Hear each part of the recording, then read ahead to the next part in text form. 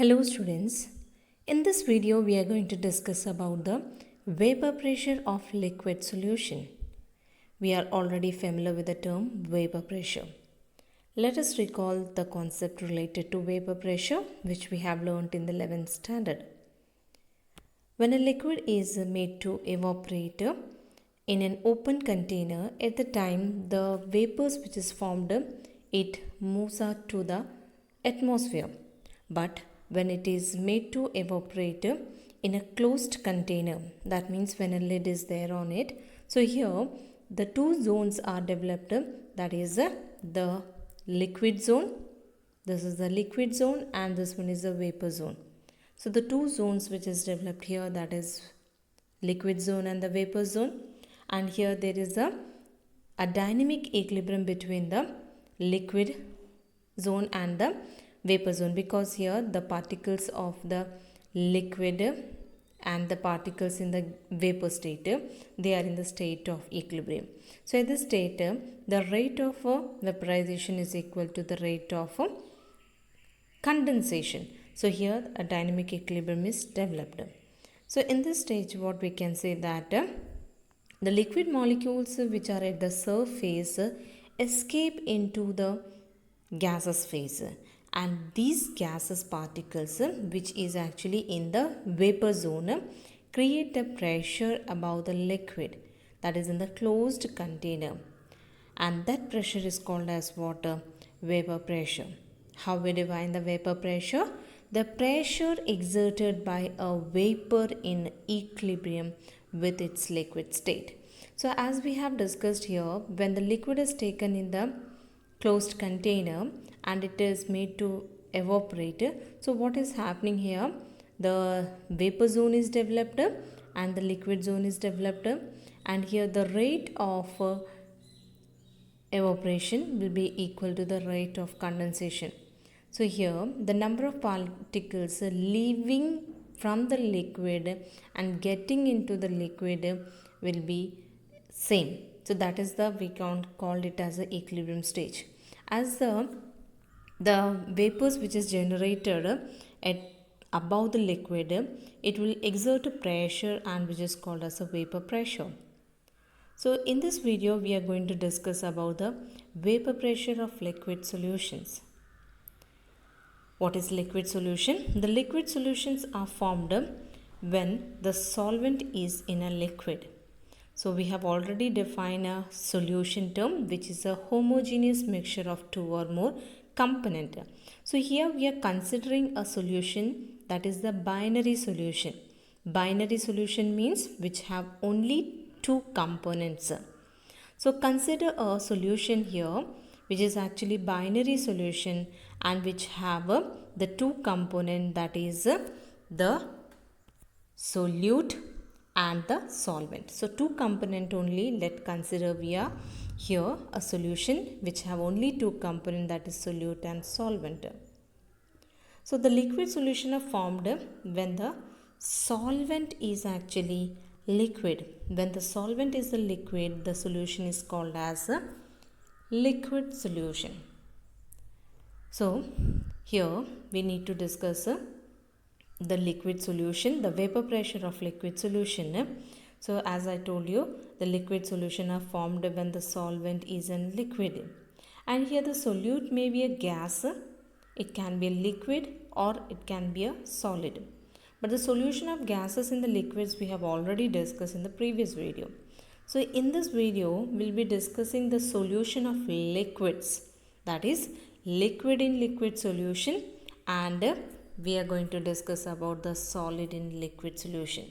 So the two type of liquid solutions which we need to discuss here, that is liquid in liquid, we can call it as liquid solutions, or we can, one more is there, that is solid in liquid. So the two liquids we have to discuss here. So let us discuss these one by one. So in order to discuss the vapor pressure of liquid solution, first we are taking the vapor pressure of liquid solution. That means in which the two component, that is solute is also a liquid, which is actually we are taking in the term B. B for the solute, which is liquid in state, and the solvent which is also a liquid, which is taken as a component. So here we are representing the solvent as A and solute as a B, and here the solution is the mixture of this A and B component. That means the solute and solvent both are actually liquid in state. So that is, we call this mixture as liquid solution. So let us consider the solvent here A, and that solvent, if it is taken in a closed container and when it is made to evaporate, at the time the two zones you can see here, it is developed vapor zone and the liquid zone. So here, because the A component is a liquid and it is a volatile liquid means it can evaporate and it can form vapor. So the component A or the liquid A, which is a volatile liquid, and when it is made to evaporate, the vapors which is formed, that is, you can see here, these are the vapors of A component. As here the vapors are formed and definitely it will exert a pressure. So this vapor pressure is called as the vapor pressure of pure component A. This vapor pressure, that is represented by P naught A. It is very important to note what is P naught A. That is the vapor pressure, which I am writing in a short form, vapor pressure of pure component A, and that is represented by naught sign here, P naught A. P represent for the pressure, A represent for the component A, and the naught sign is representing, that is for the pure component. So that means when the liquid A, it forms the vapors which is actually exerting a pressure, that is in the pure state, because here you can see that only the A component is present. That means the pure component A is taken and its vapor pressure is actually called as the vapor pressure of a pure component A. If we take the second liquid, that is a solute, and we are taking, that is in the separate container when it is taken.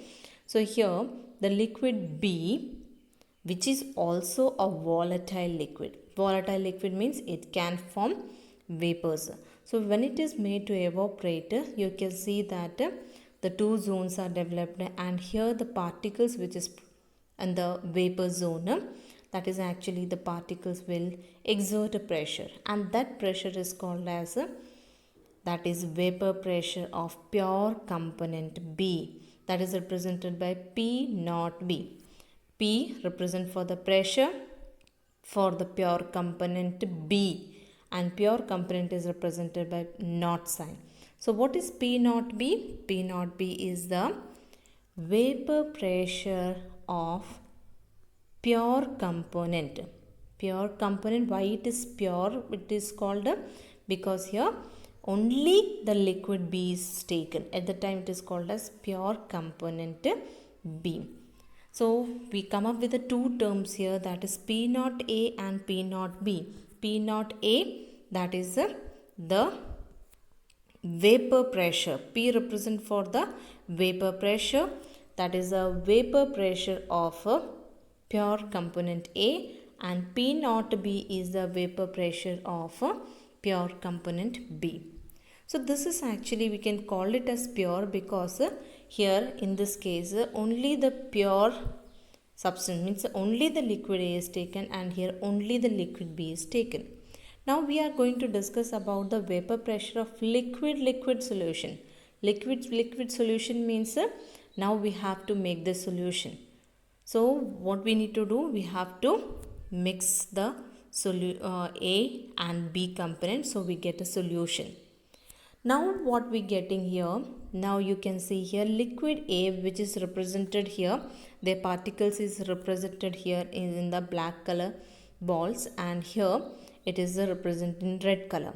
So in the solution form, now here both the A and B component is present, that you can see here both A and B component are present, and this state That is, this is the liquid state and this one is the vapor zone. Because here the liquid A and liquid B both are the volatile liquids. That means both can form the vapors. Now you can see in the vapor zone both the component A vapors and component B vapors are found. That you can see here in this.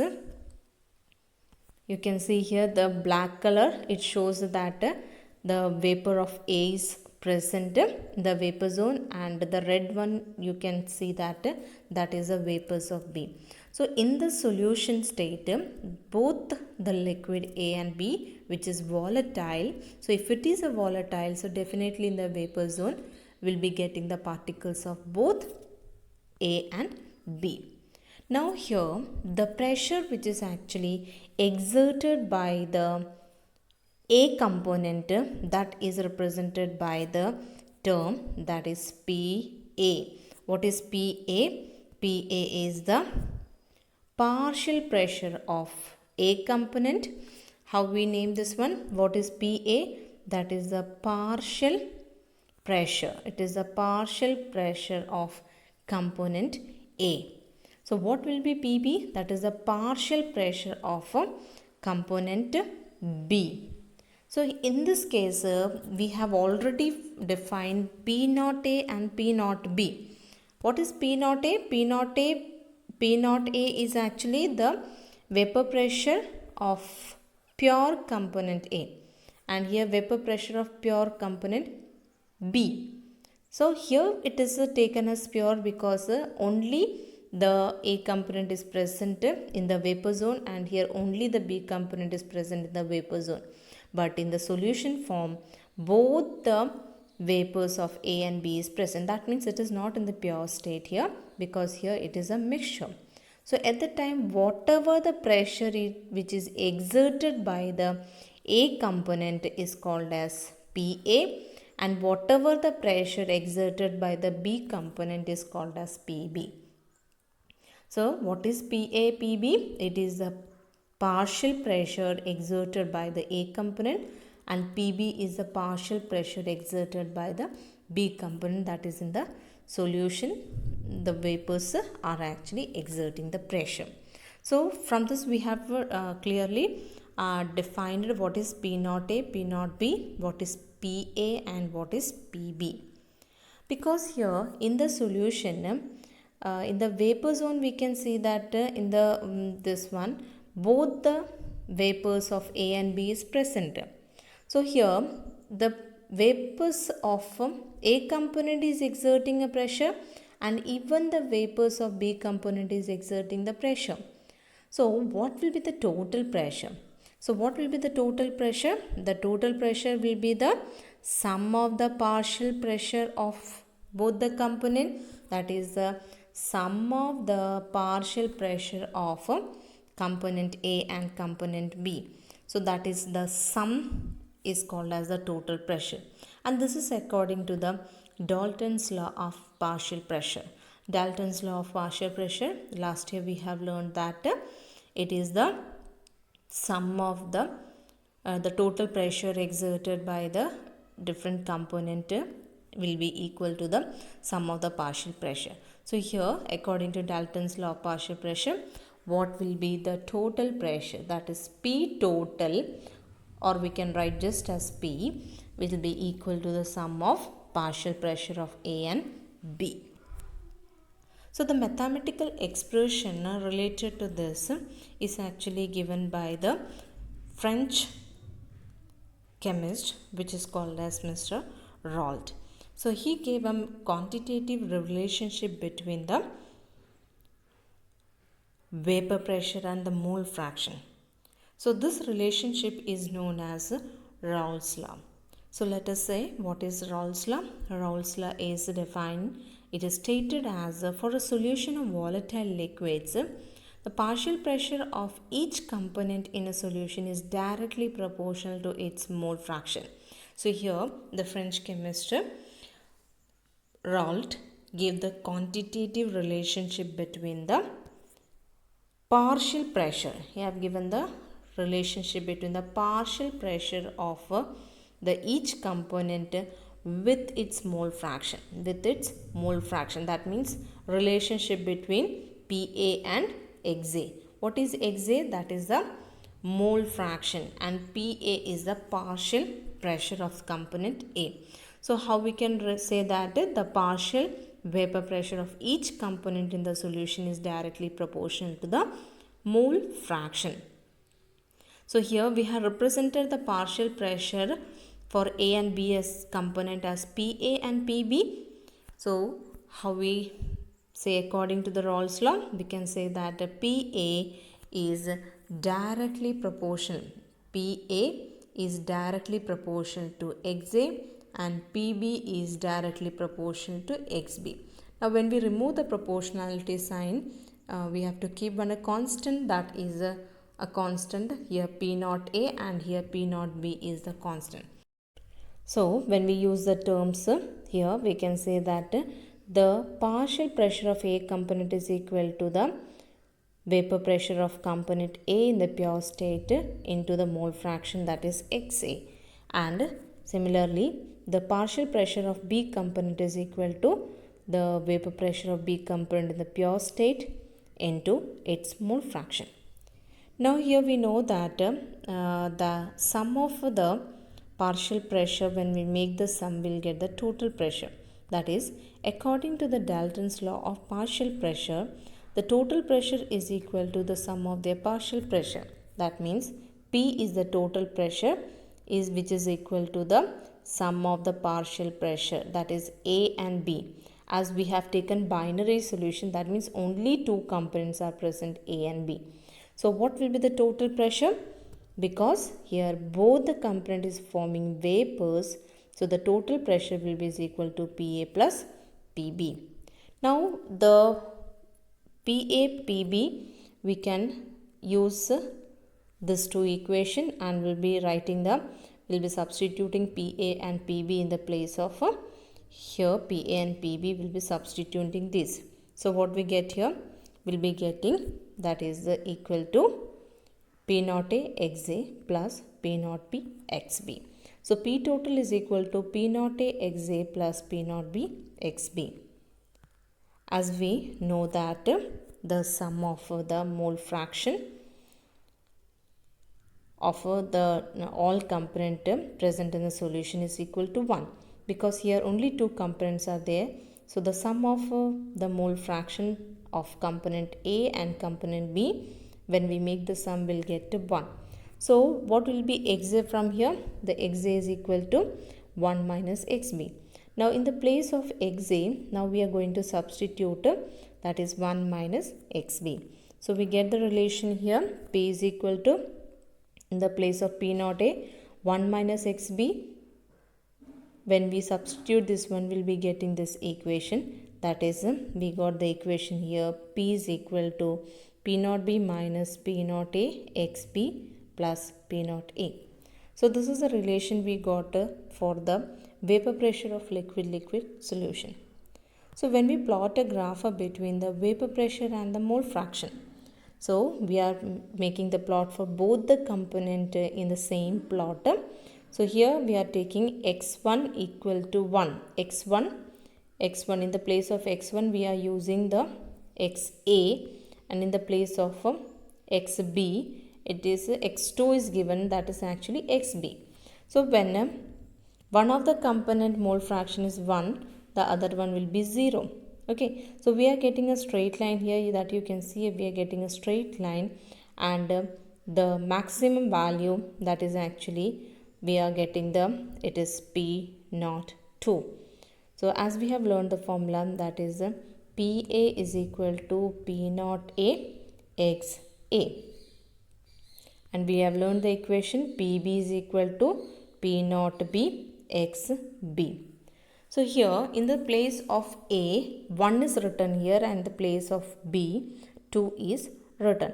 Now what we need to do here, first when we make a plot for x2, that is the relation between x2 and its partial pressure, because here when you see that PB and XB have direct relation, that means This is directly proportional to xb means when the mole fraction increases, the partial pressure also increases.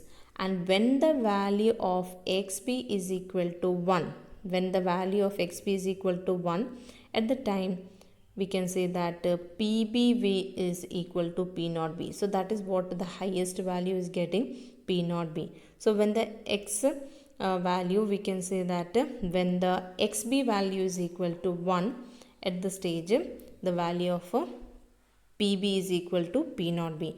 And similarly, when the value of XA is equal to 1, at the time PA is equal to P naught A.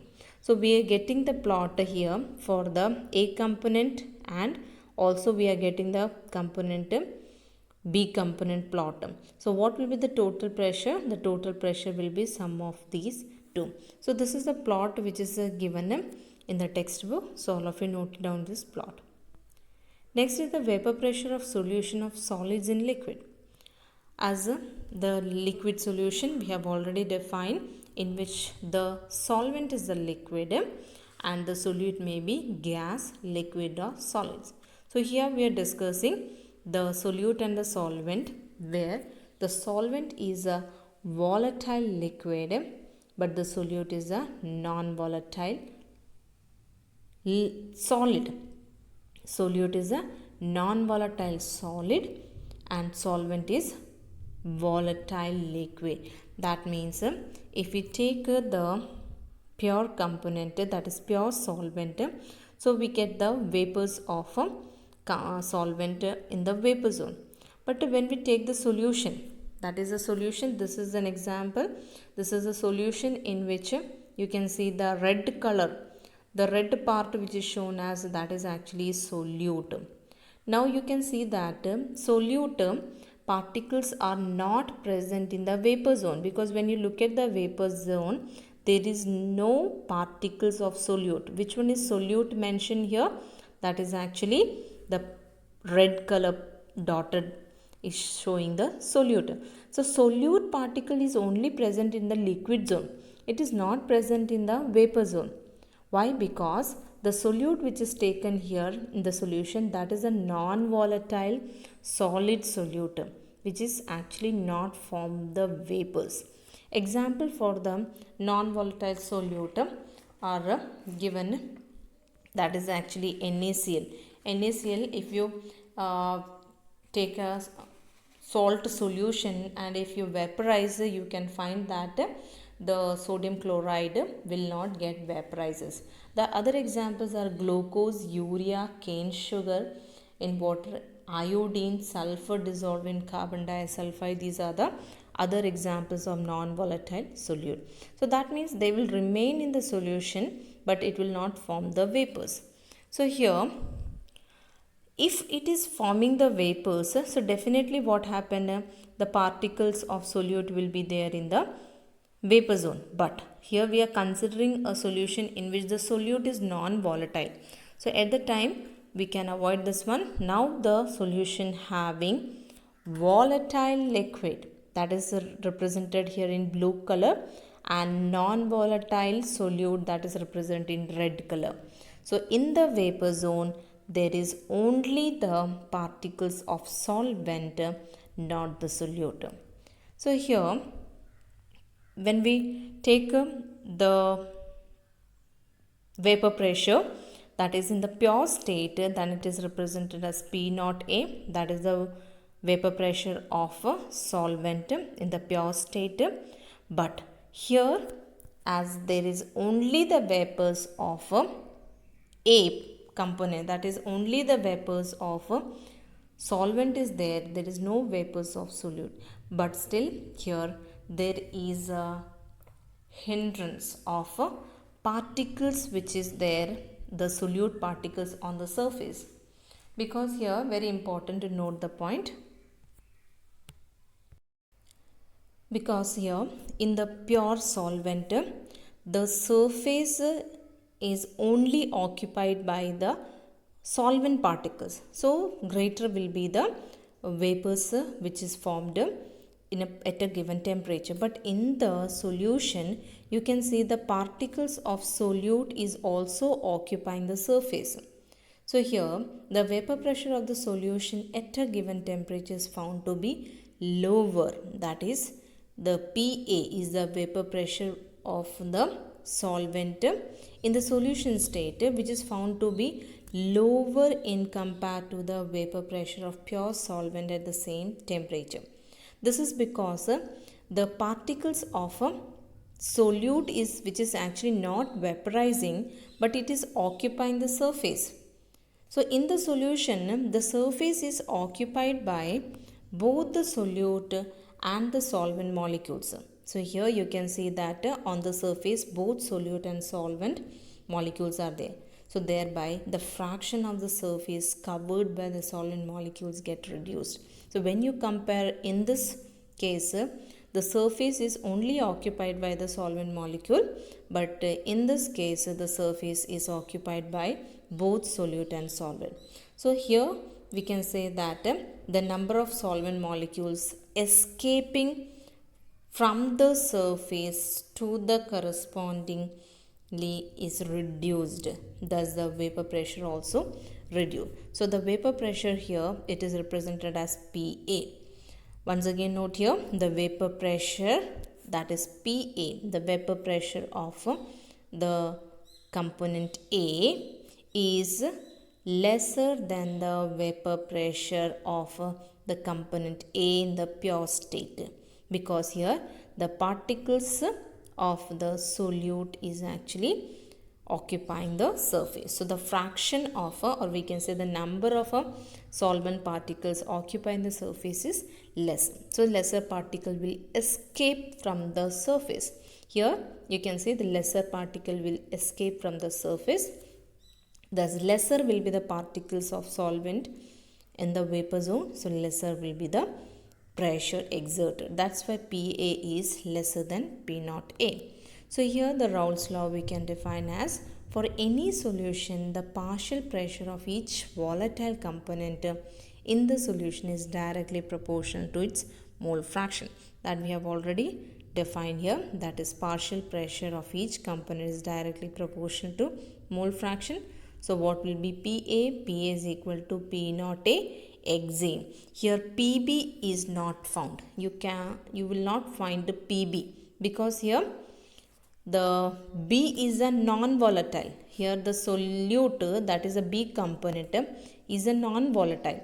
As it is a non-volatile, so its vapors will not be formed. When its vapors are not formed, so there will be no pressure exerted by the solute. That's why PB is not present, only PA is there.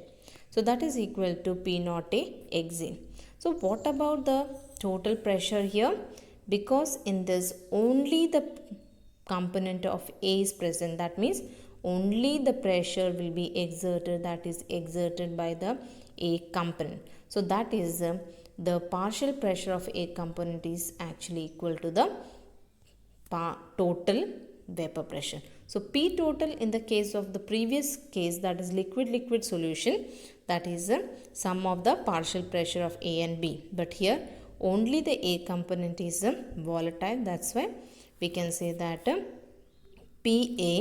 is equal to P naught A Xa, that is actually equal to the P total. So here when we make the plot between the mole fraction of the solvent and the vapor pressure, as I told you, it is a direct relation, so we get a straight line, and this point will be P naught A. That is a case where Xa is equal to 1. You can see, check here, it is 0 value, it is 1 value. So the relation is actually PA is equal to P naught A Xa. So when Xa is equal to 1, at the time PA is equal to P naught A. So this point is where Xa is equal to 1. This is 1, it is shown here. So here the PA is equal to P naught A. So here we have defined the vapor pressure of solution of solids in liquid, where the solids are non-volatile and liquids are the volatile. So at the time the total pressure is equal to the partial pressure of A component, which is equal to the P naught A Xa. P naught A is the vapor pressure of A component in the pure state, and Xa is the mole fraction of A component. So we have learnt about the vapor pressure of liquid solutions also. There both the liquid, that is both solute and solvent, are volatile liquids. That's why both the pressure is occupying here, and that is the PA and PB. So this is the relation which is there for the case of liquid solution. P total is equal to PA plus PB. So after substituting the value of P and PB, we got this relation. So these are the two important points we have learnt about the vapor pressure of solution, that is liquid solution. So this is all about this video. Have a nice day.